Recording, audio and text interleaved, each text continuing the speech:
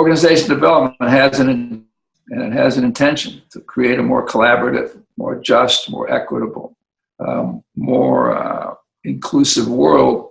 And the reason it does that, because it just creates more productive organizations. Its intent is to create an alternative to patriarchy. Its intent is to realize that the people at the top don't know any more than the people in the middle at the bottom. And in some ways, the inmates run the prison. So our contribution to organizations is to try to balance out the voices and the influence and the sense of accountability. Now, there's a difference in the Eastern cultures. People value relationships. Southern cultures, people value relationships. Western cultures, like the United States, is deeply individualistic. And so in some sense, the West needs to learn from the East. And you have an advantage. And so I would think part of the fact of this global conference is to say, what can we learn from Eastern culture, which reverses the flow of dominance of the last 50 or 100 years. Also, organization development is designed to create an alternative to colonialism.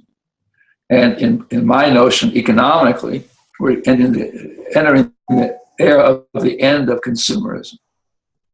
And so up to now, we've measured ourselves by GDP. We've measured ourselves by average annual income. That measure is unsustainable.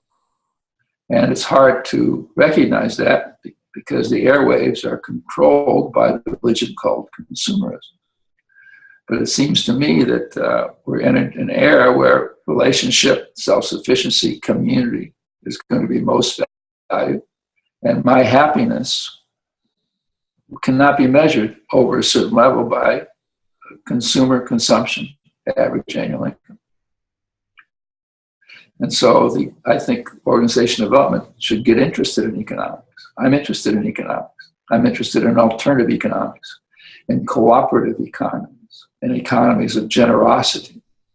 And in places like Indonesia or China and India, most people still live in a subsistence economy.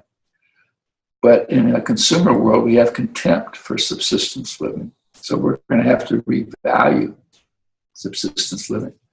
And so what this function knows about is how to organize human beings. You know when you get 100 people in the room what to do with them. Most of the culture doesn't. Most of the world, when they get them in a room, they line them up in rows like sardines. And they speak and use PowerPoint. And then they ask if they have any questions. And that's not good conditions for learning or transformation. So it seems to me that this conference in its process and the way you come together and its content says, well, why don't we be a stance or a moment in the world where we experience the transformation, which is the only way transformation occurs is when it's chosen. You can't transform other people. That's colonialism. You can't develop other people. That's colonialism. You can't do performance appraisals. That's just a reminder every year that I own you. So you're trying to create a collaborative culture. And to me, the civil service is a great group to do that because that's called public service. So come to this conference. There's a lot of CEOs coming, and this will be the one conference where we welcome CEOs as learners and participants. And we don't put them on panels and treat them as if they know how to create culture. They know management, but we're all trying to discover leadership. So come to the conference, and who knows what will happen.